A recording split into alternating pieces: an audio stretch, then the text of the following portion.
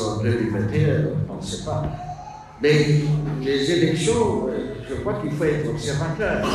Pour organiser les élections, il faut qu'il y ait des lois qui soient votées dans le pays. Pour organiser les élections, il faut qu'il y ait la paix et la sécurité. Si vous n'êtes pas en paix ou en sécurité, mais pas aller aux élections. Je crois qu'au Congo, on a la phobie des élections. Nous avons organisé des élections en 2006. On a organisé en 2011. On va encore organiser, on a organisé en 2018. Est-ce que ce sont les élections qui font le développement des pays? Et quand on exerce la politique, on ne doit pas juger le professeur quand il est en politique. Quand il est en politique, il n'est pas professeur. Des pays comme la France ou la Belgique, etc., il y a beaucoup de ministres qui sont là, qui sont des professeurs. Mais ils ne se font pas appeler professeurs. Ce sont...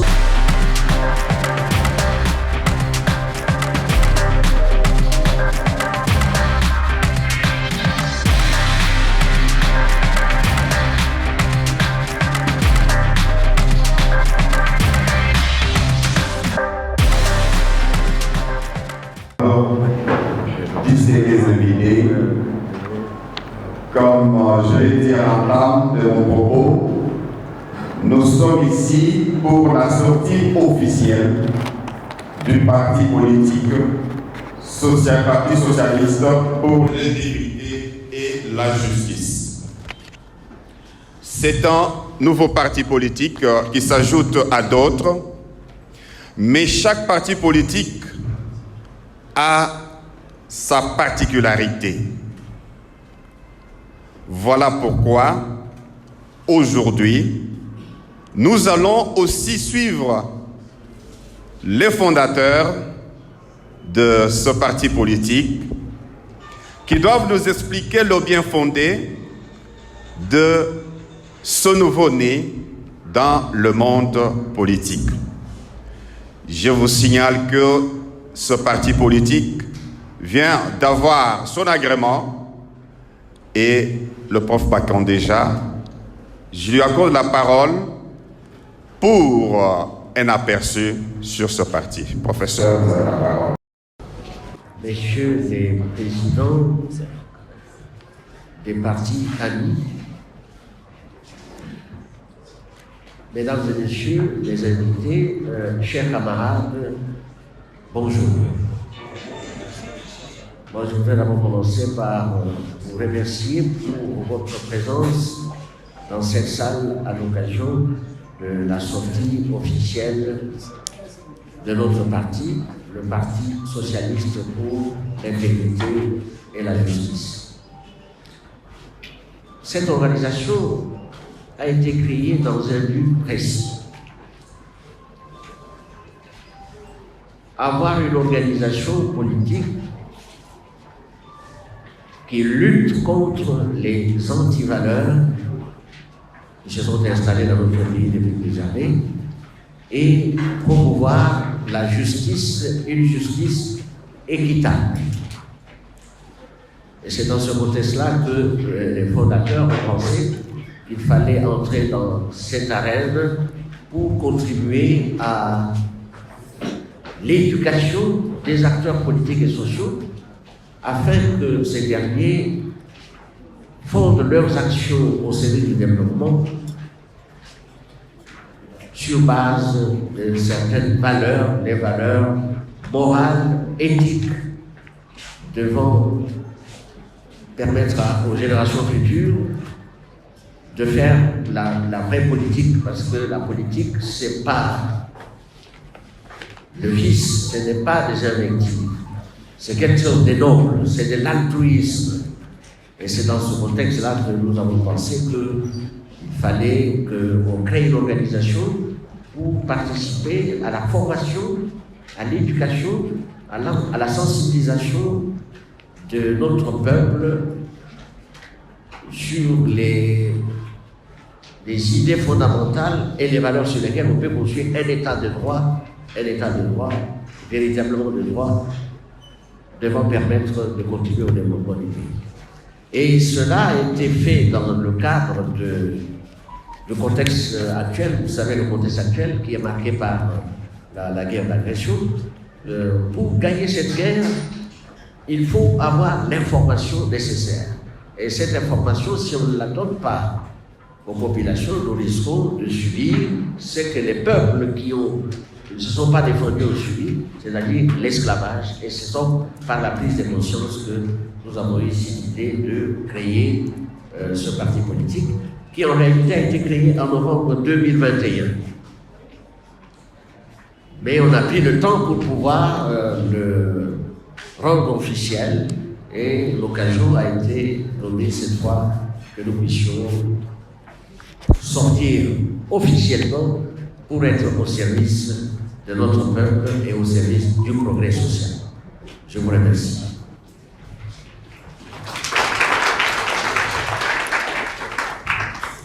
Merci, professeur et président du parti. Nous donnons l'occasion à présent à nos amis de la presse pour des questions pouvant vous permettre d'avoir une idée précise sur ce parti politique. Vous demandez la parole, vous présentez, oui, on sort les gens, ce que vous pouvez faire. Merci beaucoup pour la parole. Bonjour, professeur. Bonjour, monsieur Innocent. La première question, c'est peut-être un constat ou une observation. On a comme l'impression que dans ce pays, tout le monde commence à vouloir devenir professeur et tous les professeurs veulent devenir des politiciens. Nous avons au moins plus ou moins 600 partis politiques et vous venez d'en créer un autre. Est-ce que ce n'est pas un parti de trop, de deux? Êtes-vous du centre, de l'union sacrée ou de l'opposition? Merci. C'est une question très intéressante. Vous savez que nous avons exercé des fonctions dans ce pays sans être des politiciens. Nous sommes des techniciens au service de la politique. Et le rôle des techniciens, c'est d'aider les politiques à aller de l'avant. Mais qu'est-ce que nous avons constaté depuis un certain temps? Ceux qui connaissent, qui ont la connaissance, on ne les consulte pas. Et on constate que le pays est en train de s'enfoncer dans la vie. Et alors, voilà, au lieu de rester donner des leçons au loin, il faut aller dans l'arène, parce qu'il y a beaucoup de gens qui entrent en politique sans savoir pourquoi ils y vont. Et cela, il faut le faire à l'intérieur, pour rappeler aux uns et aux autres l'importance de servir la cité sur base d'un certain nombre de valeurs. Il n'y a plus de valeurs dans nos sociétés. Si vous constatez, vous êtes dans ce pays, vous avez le ressenti de la population à l'égard de ceux qui gèrent. Est-ce que ceux qui gèrent connaissent ce qu'ils doivent aller faire? Ça, c'est la première question. Ceux qui gèrent, est-ce qu'ils sont avec le peuple? Ou bien ils viennent pour tromper? Vous savez, ailleurs, on dit que la politique, c'est pas le vice. On constate au Congo, la politique, c'est le vice, ce sont des invectives, etc. Il faut qu'on sensibilise et on ne voit pas ni les journalistes, ni les politiciens éduquer les populations. Voilà pourquoi il faut aller là pour expliquer davantage. Donc ce n'est pas des faux qu'il y ait notre parti politique. Le problème, c'est d'avoir quels sont les partis. Est-ce que vous avez des partis des masses? Est-ce que vous avez des partis des cadres? Dans beaucoup de pays, on ne voit pas ce qu'on voit au Congo, où les gens vont en campagne électorale pour s'enrôler. Mais il faut expliquer aux gens que ce n'est pas la période pour faire ça. Donc c'est ça qui pousse à... Tous les professeurs ne sont pas des politiciens, mais les professeurs, je vous informe, les professeurs qui font les études de droit, des sciences politiques et d'économie, doivent nécessairement aller en politique pour guider l'action des décideurs. Donc c'est une vocation naturelle. Vous voyez que on a pris beaucoup de temps, parce que le vice-président qui est à côté de moi, vous allez dire qu'il est aussi professeur. ce qui est vrai. Mais il est professeur après avoir exercé des fonctions dans l'administration et des fonctions dans les ministères. C'est ça qui nous pousse à ne pas laisser le pays entre des mains inexpertes, mais de participer à la gestion pour que notre pays se retrouve comme les autres pays sur la scène internationale. Voilà la réponse que je peux vous donner. Alors, deuxième réponse, vous avez l'habitude de réfléchir au Congo en opposition pouvoir. Mais nous ne venons que de commencer à nous faire connaître. Nous ne pouvons être ni dans l'opposition, je ne sais pas si vous appelez l'opposition, ni dans ce que vous appelez le pouvoir. Mais nous sommes des Congolais et nous avons le droit de nous exprimer. Et la seule manière de nous exprimer, c'est dans le cadre d'un parti politique pour conquérir le pouvoir et l'exercer. Ce qui vient après vient des pratiques congolaises qui ne sont pas des bonnes pratiques où il faut saucissonner la société entre ceux qui gèrent, qui sont au pouvoir, et ceux qui sont dans l'opposition. Et le passage entre l'opposition et le pouvoir au Congo, c'est pas comme ça se fait ailleurs. Quand on est dans l'opposition, on y reste jusqu'à la fin. Quand on est au pouvoir, on l'exerce jusqu'à la fin et on attend les élections pour connaître le camp dans lequel on se situe. Voilà la réponse que je peux vous donner. Merci, professeur. Deuxièmement, professeur de droit Makamouza, vous fondez des partis politiques. Parti socialiste pour l'intégrité et la justice en 2020, selon vous dit. Mais vous rendez ces partis politiques en 2023, ce n'est pas pour attirer les regards de décideurs sur vous. Peut-être que vous êtes marginalisé sur la gestion politique dans notre pays. Moi, je n'ai jamais été marginalisé. Vous le savez, j'ai exercé des fonctions au niveau de la Banque centrale du Congo, au niveau du gouvernement et au niveau du Parlement. Et vous tous, vous savez ce qui s'est passé avec la commission Makamouza. Cette commission qui avait décelé tout ce qu'il y avait comme faille dans la gestion et qui avait conduit à l'établissement des rapports qui a fait beaucoup de bruit parce qu'il y a des gens qui ont perdu des postes de responsabilité. Et j'ai été dans le collimateur de ceux qui avaient été cités et qu'on retrouve dans toutes les institutions dans le pays avec des menaces de mort, etc. Alors j'avais préféré faire autre chose que faire de la politique. Et je crois que j'ai mieux vécu en faisant autre chose que la politique, qu'il n'y a pas lieu de penser que je rentre en politique pour aller chercher autre chose que je n'ai pas. Mais moi, j'y rentre pour servir, c'est pourquoi, avec les compagnons, nous avons décidé de créer le parti. Donc, ce n'est pas question d'être marginalisé. Je ne pense pas être marginalisé parce que je contribue au développement de la société en écrivant plusieurs ouvrages pour pouvoir aider les décideurs à comprendre qu'il faut changer d'orientation et c'est le seul conseil qu'on peut donner. Donc ce n'est pas une question d'exclusion. Comme il y avait des gens qui avaient décidé de me tuer politiquement, j'avais eu des échos et c'était public. Ils devaient me tuer politiquement, mais je leur avais dit qu'il n'y a que Dieu qui tue les gens politiquement. Donc quand on a encore le souffle de vie, on peut réfléchir. Mais ceux qui m'avaient tué politiquement, aujourd'hui, eux-mêmes commencent à se tuer politiquement. Donc c'est l'avenir qui conduit à prendre telle ou telle position. Voilà la réponse que je peux vous donner, monsieur le journaliste. Lui donne.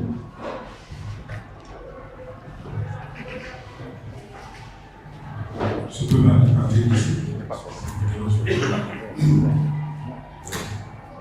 je ne sais pas si j'ai encore des bons réflexes de journaliste. Je vais essayer de faire un effort. Professeur, j'ai eu 30 de questions à vous poser, mais pas l'esprit pour l'auditoire, je vais en poser seulement 3 ou 4. La première, professeur, vous savez, en tant que scientifique, vous êtes un pèlerin de l'objectivité. L'objectivité des faits approuvés par la recherche. Lorsque grave et irrévocable décision de vous engager en politique, est-ce que vous ne craignez pas de perdre cette objectivité qu'on vous a toujours reconnue sans vous jeter des fleurs jusqu'il y a quelques instants avant d'entrer dans cet auditoire, vous étiez l'un des grands professeurs repères pour beaucoup de questions. Je me rappelle, il y a 2-3 ans, nous avons organisé une émission avec vous où vous émettiez l'hypothèse du doute d'avoir des élections dans le délai constitutionnel. Et aujourd'hui, les faits semblent vous donner raison, même s'il faut reconnaître les efforts que les institutions font pour avoir ces élections. Et donc, j'évoque cette question pour vous dire que vous avez toujours constitué un modèle parmi beaucoup de professeurs qui, d'ailleurs, comme vous l'avez dit, ont déçu une fois qu'ils sont au pouvoir. Est-ce que vous ne craignez pas d'avoir pris une mauvaise décision et d'altérer votre objectivité? La première question. La deuxième, vous créez un parti politique dans un contexte de cohabitation, comment dirais-je, ténébreuse des idéologies. Même si le nouveau paradigme en Sciences Po repose sur la nécessité de la convergence idéologique. De quel côté allez-vous naviguer, bien que socialiste, dans un contexte congolais où les libéraux, les sociodémocrates et les faux centristes cohabitent? Entre ceux-là, où allez-vous, professeur? Ma dernière question, un parti créé à la veille des élections, s'il y en aura, est-ce que vous êtes sûr de recruter les militants sur l'ensemble du pays, de battre la campagne et d'aligner les candidats à tous les niveaux? Je vous remercie.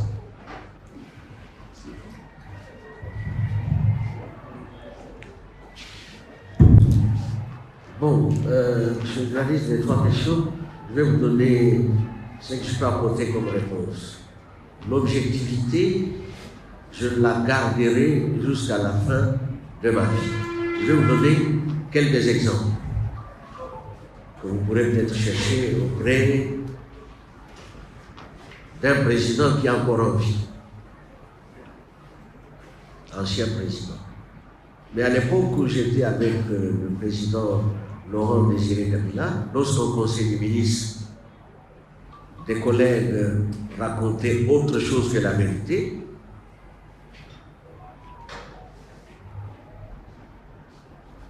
je demandais toujours la permission pour dire que ce qui a été dit, ce n'est pas vrai et que la vérité est ailleurs. Il faut qu'on le dise.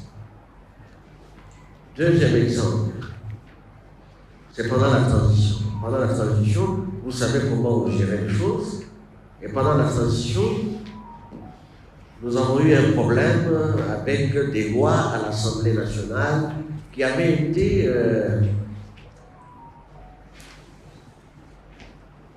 changées entre l'Assemblée nationale et la présidence de la République. Et un problème avait surgi à une crise institutionnelle et nous devions, je crois que c'est pour les recettes des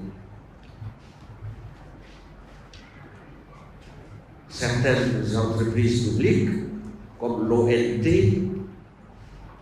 comme les établissements publics, comme le cadastre civil, ces recettes, il avait été décidé au gouvernement que ces recettes soient versées au Trésor. Et la loi a été modifiée entre l'Assemblée et le Sénat, entre l'Assemblée et la présidence de la République. Et il avait été résulté une crise qui avait été arbitrée par le président Kabila et les anciens vice-présidents, Jean-Pierre Bemba, qui est vivant, qui est maintenant vice-premier ministre, et nous sommes allés en réunion à la présidence de la République pour discuter cette question-là. Moi, j'avais eu le courage d'expliquer au président Kabila qu'ils avaient tous tort, tous les ministres qui étaient là. Certains sont avec le président Tshisekedi. Je leur ai dit, ce qu'ils disent là, c'est faux. Il n'y a pas quelque chose de... Comment on appelait à l'époque pendant la transition, c'était les...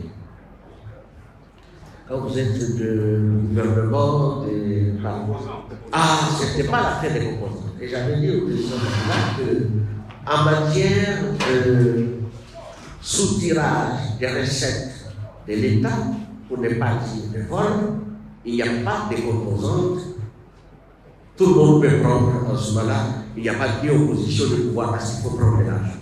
Et ça, c'est ça qui va tuer le pays. Et ça n'avait pas plu à beaucoup de gens. Mais je crois que le président Joseph Kabila est encore en vie et le vice-premier ministre Jean-Pierre Bemba est encore en vie. J'avais dit non et j'avais donné les raisons pour lesquelles je disais non. Deuxième exemple, vous avez des problèmes maintenant avec cette histoire de 40% pour les provinces et 60% pour le gouvernement central. Lorsqu'on a discuté de la Constitution de la République, quand on disait la Constitution, on voulait à tout prix faire ce qu'on applique maintenant 40% pour le monde. Je leur ai dit, ça ne va pas marcher, voici les raisons pour lesquelles ça ne peut pas marcher. Mais comme vous avez le projet de balkaniser le pays, faites-le. Mais au moins, il y a quelqu'un qui peut vous dire que ça ne va pas marcher. Mais je n'avais pas été écouté. À l'époque, c'est M. Kamitatou qui était président de l'Assemblée nationale. Deuxièmement, je suis allé pour la loi relative aux principes généraux en matière de décentralisation des provinces. J'avais été appelé à l'époque par M. Kaméré, qui était président de l'Assemblée nationale, pour aller expliquer aux députés membres de la commission politique que ce que vous faites là, ça ne va pas marcher. Voici les raisons pour lesquelles ça ne peut pas marcher. On a dit non, non, ça va marcher, et vous constatez aujourd'hui, ça marche. Donc c'était aussi, j'avais gardé l'objectivité. Troisième exemple, la création dans les provinces des commissaires spéciaux. J'avais dit ça publiquement, je crois que ça avait une fois à la télévision, on m'avait posé des questions, je leur avais dit, ça ne va pas marcher avec cette histoire de commissaires spéciaux, non seulement vous violez la Constitution, mais ça ne donnera pas de résultats. Donc cette objectivité-là, je crois que je la garderai toujours. Là, il faut dire non, je dirai non. Là, il faut dire oui, je dirai oui, et je vais expliquer. Mais la démocratie, c'est le vote. Si la majorité vote et qu'elle est dans l'erreur, nous devons accepter parce que nous faisons l'application de la démocratie. Alors, dans le contexte de la cohabitation, il appartient aux partis ou regroupements qui vont dans le sens de ce que l'on fait, si on peut être d'accord avec eux ou pas. Mais notre vision de gestion du développement est essentiellement une vision que l'on retrouve dans ceux qui gèrent maintenant, que vous appelez dans le cadre des l'Union sacrée. C'est ça. Bon, mais on n'adhère pas. L'Union sacrée n'est pas un parti politique. L'Union sacrée, c'est une vision. C'est une vision nationale, une vision nationaliste pour défendre les intérêts du pays. Et ça, on peut retrouver aussi bien dans ce que vous appelez opposition ou bien dans ce que vous appelez le pouvoir. Donc, moi, je ne suis pas dans cette logique-là de dire que je suis dans l'opposition. Je vais m'opposer contre qui? Je ne suis pas dans le pouvoir parce que je n'ai aucune responsabilité dans le pouvoir. Mais quand on a besoin des gens capables d'aider à ce que le pays avance, je serai prêt à le faire parce que je le fais, je vous informe, pour beaucoup de pays africains. Les voisins en face, je le fais, mais quand je le fais, on me paye. On fait le travail. Je le fais aussi pour l'Afrique de l'Ouest. Donc, dans tous les pays, les enseignants ont ce rôle-là. Mais quand on exerce la politique, on ne doit pas juger le professeur quand il est en politique. Quand il est en politique, il n'est pas professeur. Alors le problème, c'est que nous avons le mythe du diplôme. Beaucoup, si je vous dis que dans des pays comme la France ou la Belgique, etc., il y a beaucoup de ministres qui sont là, qui sont des professeurs, mais ils ne se font pas appeler professeurs. Ce sont des messieurs tels. Donc c'est nous qui avons déformé la fonction en pensant que quand on est professeur, on a le monopole du savoir. Moi, je n'ai pas le monopole du savoir. La preuve, c'est que quand je dois gérer le ministère, je dois me faire assister des conseillers enseignants, parce que les professeurs ne sont pas les seuls intelligents. Il y a des gens qui ont fait des études secondaires, qui peuvent parfois réfléchir mieux que ceux qui ont des diplômes. Donc le diplôme ne fait pas l'homme. Alors, la dernière question, parti créé à la veille des élections. Je vous dis que nous avons créé ça en 2021, on ne sait pas. Mais les élections, je crois qu'il faut être observateur. Pour organiser des élections, il faut qu'il y ait des lois qui soient votées dans le pays. Pour organiser des élections, il faut qu'il y ait la paix et la sécurité. Si vous n'êtes pas en paix ou en sécurité, mais pas aller aux élections. Je crois qu'au Congo, on a la phobie des élections. Nous avons organisé des élections en 2006. On a organisé en 2011. On va encore organiser, on a organisé en 2018. Est-ce que ce sont les élections qui font le développement des pays? Non. Il faut qu'on fasse comprendre aux gens que l'élection ne permet pas de développer le pays. Ce sont les hommes qui vivent dans le pays qui doivent réunir leur capacité à savoir comment, non seulement il faut défendre le pays, mais il faut mener des actions pour répondre aux attentes des populations. C'est ça qui est le plus important, ce ne sont pas les élections. Malheureusement, au Congo, on voit toujours les élections. Je vais vous donner, il y a un président africain qui m'avait consulté, avec un collègue qui est déjà décédé, il me dit, le professeur, est-ce que la limitation des mandats est démocratique ou pas? On devait développer ça. Est-ce que la limitation des mandats est démocratique? J'ai répondu, on a fait une étude pour dire à ce président que la limitation des mandats n'a rien de démocratique. Parce que la démocratie, c'est le pouvoir qui est laissé au peuple de se choisir lui-même ses dirigeants. Mais dans des contextes particuliers, on a été amené à limiter les mandats. Et c'est aux États-Unis qu'on avait fait des textes pour limiter les mandats. Mais même les États-Unis, ce pays-là avait violé le propre texte. Parce qu'il y a un président américain qui a été élu 3 fois. En 1947. Ça veut dire qu'il ne faut pas avoir la phobie de dire non, limitation des mandats, on veut limiter les mandats parce qu'on ne veut pas que tel ou tel continue. Vous avez la Constitution, il y a beaucoup de contradictions.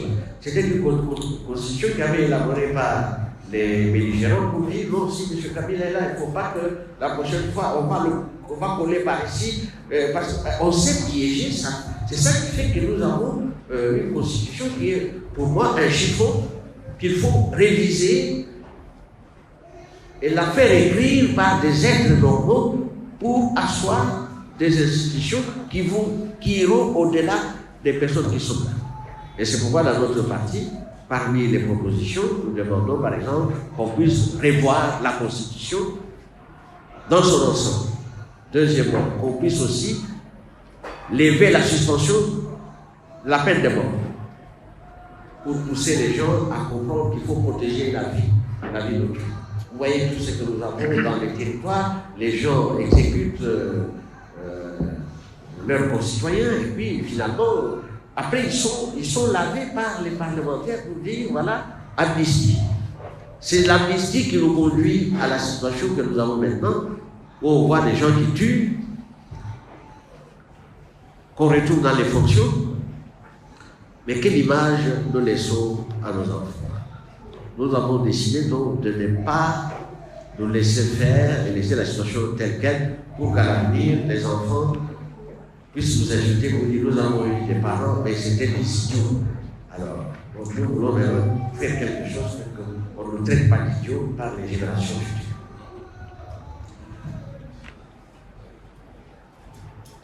Merci, Monsieur le Président. D'autres questions? Oui, Monsieur le Président. Bonjour, monsieur le directeur. Quand je regarde, quand je vois le logo du parti, je vois les jeunes qui amassent les concours du parti. Aujourd'hui, dans cette salle, je me demande si les 26 provinces sont représentées, si les provinciaux sont ici. Vous pouvez être regardé ces maladies. Merci. Je peux vous poser la question. Parti socialiste. Vous savez pourquoi ce mot socialiste, à une époque où la pensée mondiale, globale, a tendance à rajouter des concepts issus de la Deuxième Guerre mondiale.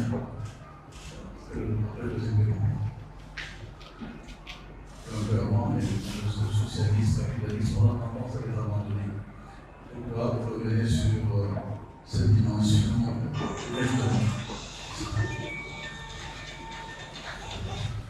D'abord, mon directeur Kalonga, le parti, il est national. Parce que nous avons, dans toutes les provinces, nous avons des gens qui vont nous représenter. Nous avons dans 20 provinces actuelles, nous aurons des gens qui pourront aller se présenter aux élections. Donc il est parti national. Nous avons le Ituri, le premier vice-président, M. Roupio, il est de l'Ituri. Nous avons le centre, nous avons la ville de Kinshasa, nous avons le Congo central, le Katanga, le Sud-Kivu, le Maniema, donc l'Équateur, dans son ensemble, nous avons des gens qui pourront aller se présenter à l'élection. Alors la difficulté, c'est que vous dites, est-ce que vous aurez les moyens de financer tous ces gens-là pour qu'ils se présentent aux élections? Alors nous venons avec une autre idée. Notre idée à nous, c'est faire prendre conscience aux futurs acteurs qu'on ne vient pas en politique pour pouvoir se faire financer. Mais quand on vient en politique, on y participe, on apporte aussi des moyens. Donc le parti sera à la fois un parti de cadres, parce que les partis sont des associations, donc chacun doit apporter quelque chose, mais aussi un parti de masse, mais une masse qui va être éduquée pour avoir à gérer plus tard. Alors, pourquoi on a retenu le mot socialiste? Parce que moi, je suis contre la mondialisation. J'ai toujours voulu une mondialisation régulée et humaniste. Et c'est dans le socialisme, pas le socialisme à l'époque de Marx, mais dans le socialisme africain, et le socialisme que nous prenons, c'est la social-démocratie. Alors nous avons voulu maintenir le terme socialiste, parce que l'idée centrale, c'est le progrès, en raison de la pauvreté aggravée qu'on retrouve au Congo, un pays potentiellement riche, mais avec une population très très pauvre, donc on doit aller vers le progrès social. C'est en fait ça, le progrès social dans une communauté qui doit vivre en harmonie. Mais pour vivre en harmonie, il faut partir d'un certain nombre de valeurs.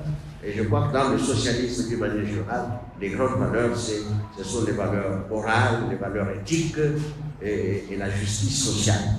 Et nous avons donc voulu maintenir le terme socialiste pour insister sur l'harmonie.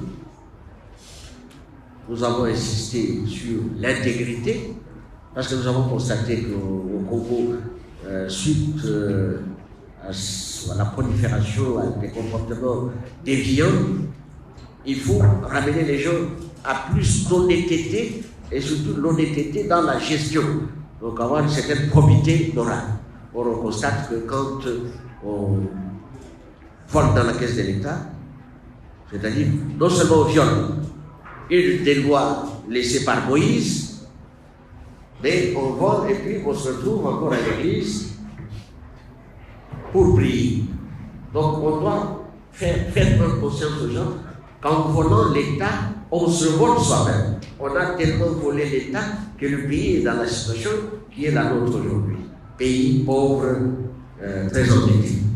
Voilà qui m'a poussé à proposer aux collègues que nous devons maintenir le terme socialiste. Et vous voyez, dans le monde, on a été tellement dans le capitalisme, dans la mondialisation, et avec l'effondrement de l'URSS, qu'on pense que le monde doit évoluer dans cette maximisation. Et vous voyez qu'on est progressivement en train de revenir à un certain équilibre pour retrouver le socialisme qui peut conduire au progrès collectif. Voilà, monsieur le professeur. Merci beaucoup. Moi, j'ai pas une question, mais je voulais seulement dire au professeur que le courage. Le Congo, depuis l'indépendance, a toujours été dirigé par la droite, par l'impérialisme, et nous avons toujours été écrasés. À chaque fois, il y a des dirigeants patriotes. On les colle l'étiquette de communistes et on l'assassine. Voilà pourquoi je suis venu pour vous soutenir et dire que la vérité triomphera. Merci. Merci. Merci beaucoup. Merci.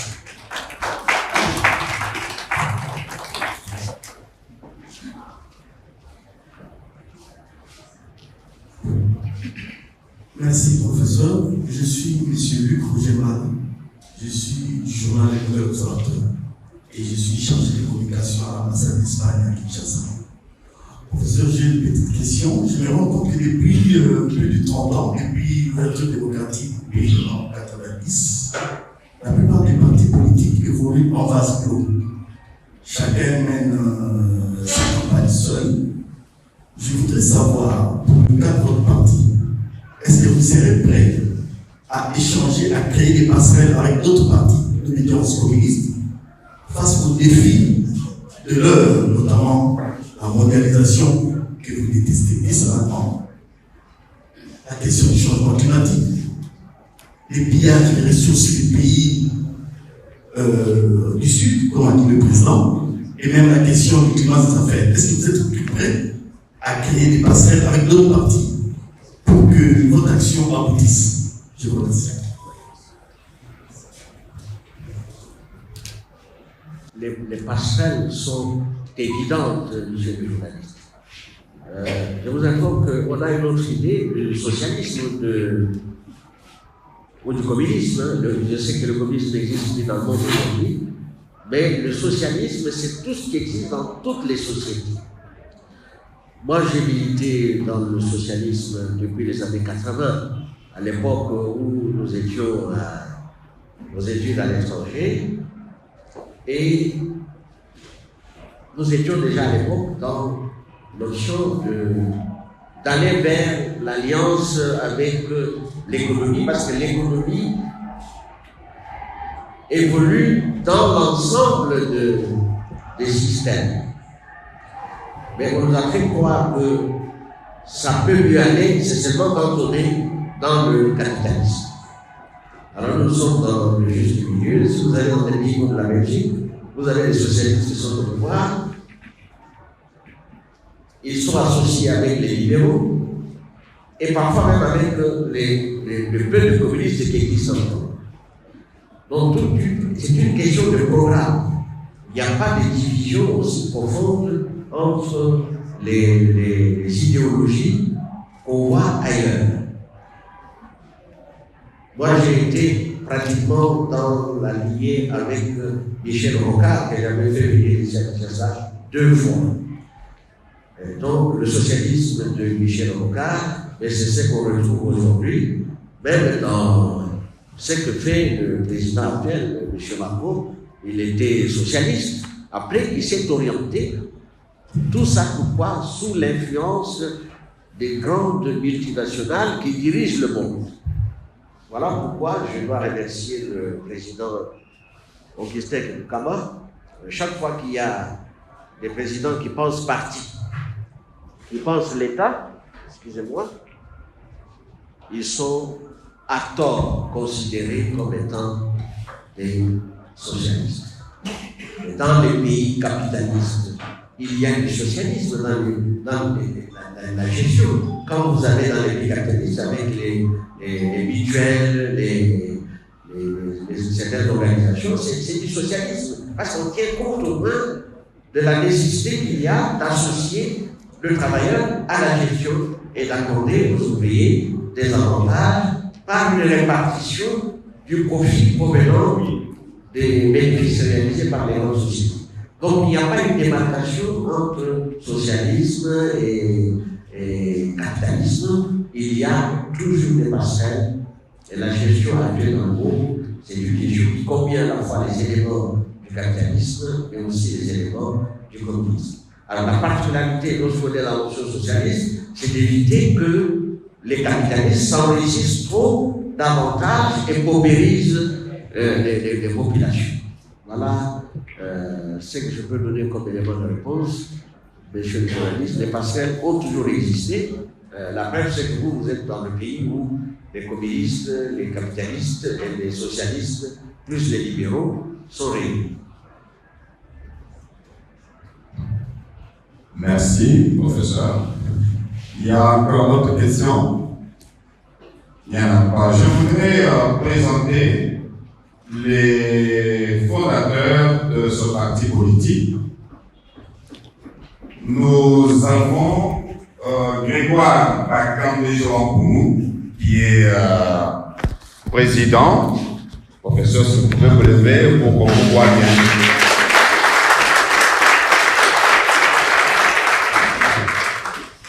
Il y a le professeur Upio Kakura-Wakon.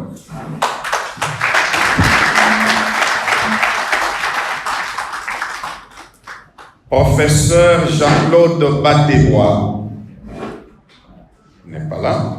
Et maître Alexis Kaziota Mungala. Bon, ils se sont excusés. Donc, ce sont les 4 ici. Ils sont dans l'arrêté ministériel du parti politique, Parti socialiste pour l'intégrité et la justice. Comme il n'y a plus d'autres questions, nous allons bien sûr nous arrêter par là.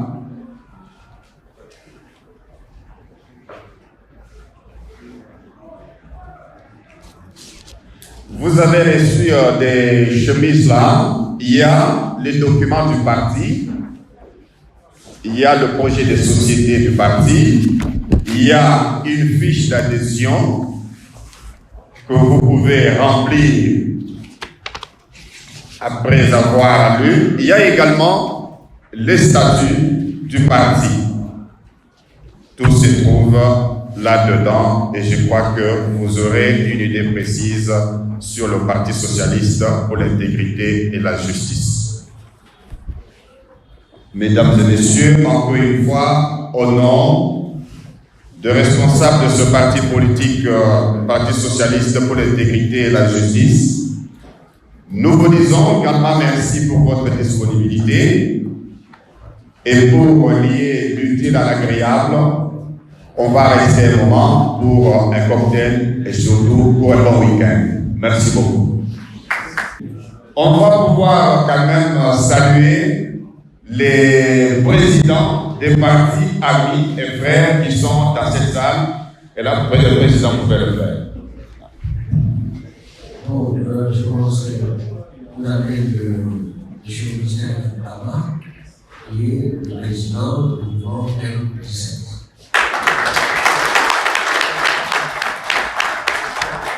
Vous avez le professeur Belala, qui est président du Parti pour le développement.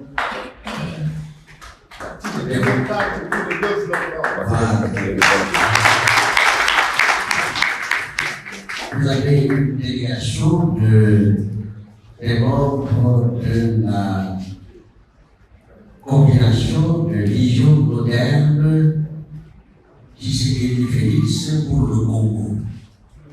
C'est une plateforme sociopolitique. Monsieur le délégué Jean-Pierre, venez-vous.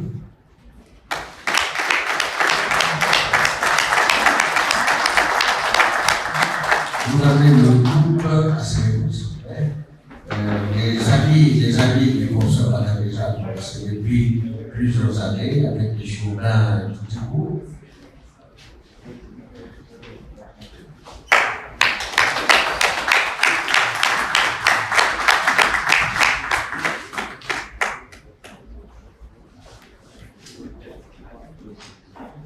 Vous avez le professeur Mama, qui est le secrétaire général du parti du vice-président.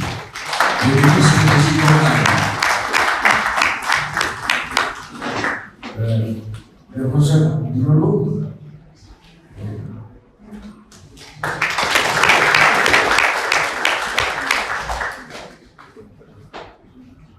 Le professeur Jean-Louis.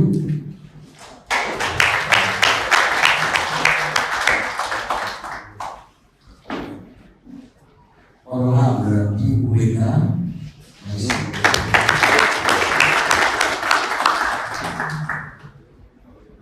Monsieur Jean-Pierre, qui est un vieil ami, un frère.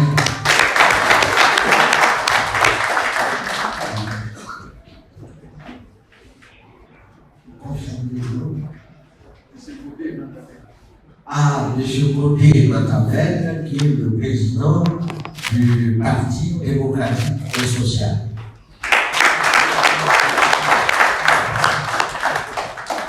Et le président du parti de l'ancien collègue, ancien vice-député, José Caquez et Kikaz Azam.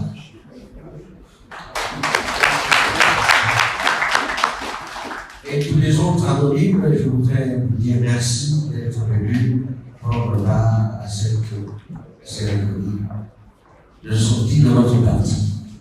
Je vous remercie. Merci, professeur.